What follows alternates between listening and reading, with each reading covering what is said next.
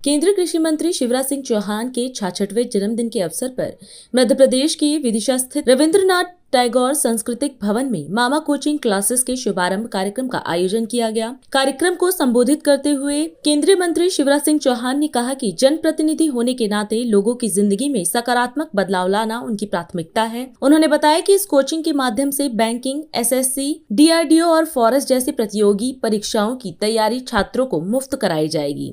साथ ही online classes की सुविधा भी होगी ताकि दूर दराज के छात्र भी घर बैठे इसका लाभ उठा सकें।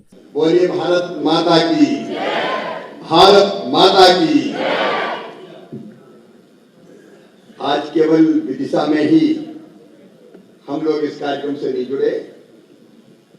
आज रायसेन से, देगांव से, खातेगांव से, भैरोला से, आप देख रहे कि कई जगह हमारे प्रमुख नेतागण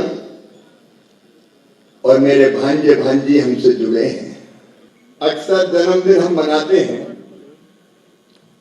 तो एक चीज भूल जाते हैं, खुशी में तो डूबते हैं, आनंद का उत्सव होता है, लेकिन एक बात हम भूल जाते हैं कि जन्मदिन का मतलब है जन्मदिन से जिंदगी बढ़ नहीं रही, जन्मदिन से जिंदगी घट रही है। और ये घटती हुई जिंदगी मेरे मन में संकल्प पैदा करती है और सोचने पर को मुझे विवश करती है कि आखिर बची जिंदगी कितने दिन की, और जितने दिन की उसको जिए कैसे। शरीर क्षणभंगुर है, नाशवान है, आज है कल नहीं रहने वाला। प्रिय मित्रों, जन्मदिन का मतलब है जिंदगी का एक साल और कम हो गया, तो बचा हुआ जीवन और कैसे उद्देश्यपूर्ण जिए हम, ये संकल्प मन में पैदा होता है। जनप्रतिनिधि होने के नाते एक काम तो सड़क, पुल, पुलिया, स्कूल, अस्पताल निर्माण के काम होता है, लेकिन दूसरा होता है लोगों की जिंदगी बदलने की कोशिश करना, उनके जीवन में आनंद और खुशियां कैसे लाएं, इसके प्रयत्न करना। मैं मानता हूं कि जीवन का एक महत्वपूर्ण तत्व है प्रेम। सबसे प्रेम करें, सबसे स्नेह करें, और प्रेम को अगर प्रकट करना है तो उसी में से निकलता सेवा। तो प्रेम और सेवा ये दो जीवन का मूल है, ये मैं मानता हूं। और इसलिए बाकी सब कामों के साथ अगर हम में से हर एक सेवा से भी अपने आप को जोड़ ले, लोगों की सेवा वही भगवान की पूजा है, तो जीवन सफल, सार्थक और धन्य हो जाएगा। और इसी भाव से बाकी कामों के साथ कुछ चीज़ें मन में आई कि प्रारंभ की जाए।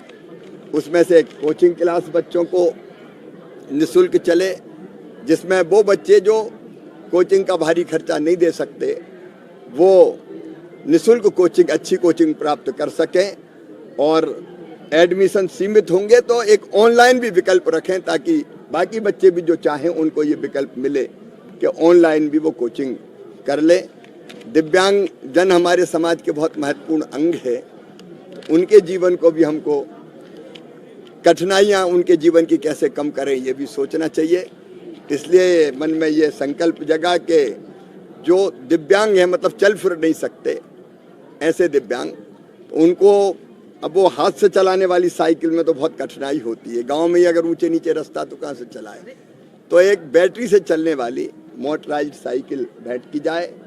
आज भी मैं बीच बीच में करता रहा हूँ, आज भी करेंगे। वो पर्यावरण को बचाने का महायज्ञ चल ही रहा है। एक अपने बच्चों को प्रोत्साहित करना चाहिए कि प्रतिस्पर्धा अगर बच्चों में रहेगी तो और अच्छा पढ़ने की कोशिश करेंगे। और इसलिए जो 10वीं और 12वीं की बोर्ड परीक्षाओं में जो बच्चे अच्छे नंबर लेके आएंगे उनको सम्मानित करने का काम, पुरस्कृत करने का काम, ताकि उनका मनोबल भी बढ़े और उनको देख कर बाकी बच्चे भी पढ़े। बच्चों के लिए कैरियर काउंसलिंग भी, बच्चों के लिए खेल भी, इस तरह की व्यवस्था भी करने का सोचा है। एक अभी अपने सब साथियों से विचार करने के बाद मन में ये बात आई है कि अगर चलता फिरता क्लिनिक, अस्पताल हो इंटीरियर के क्षेत्रों के लिए, क्योंकि छोटी छोटी चीज़ों के लिए शहर आना दिक्कत का काम हो जाता है। तो जहाँ अस्पताल नहीं है वहाँ जाके अगर वो खड़ा हो और डॉक्टर और दवाइयाँ रहे तो उनको चेक भी करे, मेडिकल चेकअप जिसको कहते हैं, दवाइयाँ भी दे, और भगवान ना करे कोई ऐसी चीज़ निकले कि जिसके लिए रेफ़र करना ज़रूरी है तो वो रेफ़र करे तो दूसरी जगह उनका इलाज हो जाए।